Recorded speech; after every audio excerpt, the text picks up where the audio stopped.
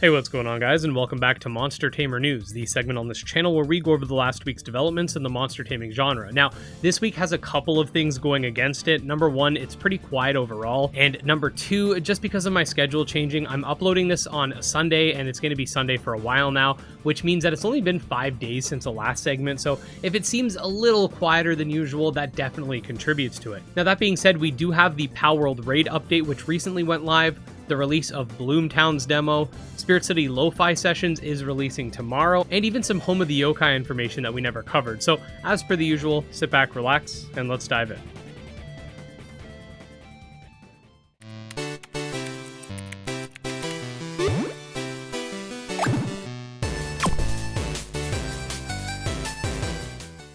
Alright, so if you didn't see my video going over the patch notes, we did get a raid update for Palworld, which brings forth a new raid boss, a slew of new items, bug fixes, quality of life, and more. I'm not going to dive too much into it here, but what's really interesting is that they said summer 2024 will bring forth a very big update that will expand upon the game by adding a new island, new tower bosses, new pals, and just basically more of everything. I'll keep you guys up to date on any information we get until then, so stay tuned. The Bloomtown A Different Story demo recently released, which is a JRPG that seems to be inspired by games like Pokemon and Persona, and it also happens to have a Q3 launch for this year as well. We played it a little bit on the channel. The demo definitely was longer than we had time to play, but essentially the game has a little bit of everything. There's JRPG mechanics, farming, social mechanics, social stats, the ability to utilize spirits in combat, and more. Definitely give it a watch if you're interested. I think the game has some really good pixel art and is really well put together despite its early state. We got some new-ish Home of the Yokai info courtesy of an FAQ they put on their Discord server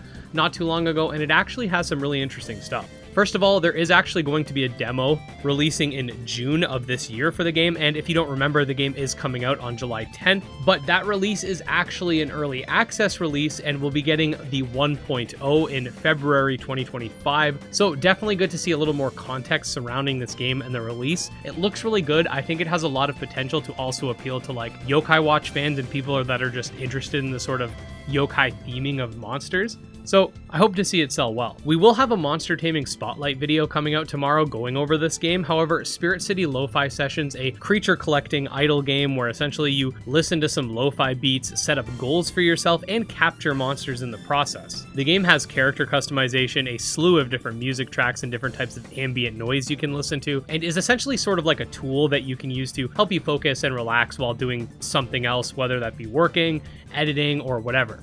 I've actually been using it myself. It has a demo on Steam that you can check out, and it's actually pretty cool. Like I said earlier, the full version's releasing tomorrow, so stay tuned for that video. Alright, next up we got the rapid fire news for updates that don't require a lengthy explanation. First things first, Anode Hearts developer confirmed that the game will be featured at the upcoming Turn-Based Thursday Fest. Congrats to the dev for that. What started out as an April Fool's joke is now an upcoming feature for Moonstone Island called Fishbolution. Basically, some spirits have fishbowl variants. Botworld Adventure is now available on Google Play Games Beta for PC. Thanks to my lovely people in the Discord server for bringing this to my attention. Here we got another Nexomon revealed for Nexomon 3, a new monster showcase for Kardec. Same thing goes for Photogeist albums. Some new screenshots of the recreation of the Riverside area for Kindred Fates. I'm not exactly sure why they have to recreate all the areas for beta, but perhaps they're making it on a separate game file. We got a new area showcase for Mythcaller the Nightmare Shaman.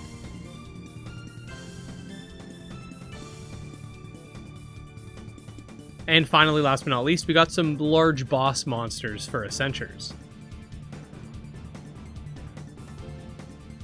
And that's it for this week, guys. Despite it being pretty quiet, we definitely have a wide variety of game news this week, and I definitely want to see more variety like this in the segment. Once again, stay tuned for my Spirit City video tomorrow, and don't forget to subscribe for daily monster taming content so you stay up to date on all the latest monster taming news. You could also check out my Twitter, Discord, Patreon, channel memberships, all that fun stuff linked below. And special thanks to our supporters, especially Jim Hamilton, Dro Ghost, Candy Morency, TragSoft, and Nemo. And I'll see you next time. Peace.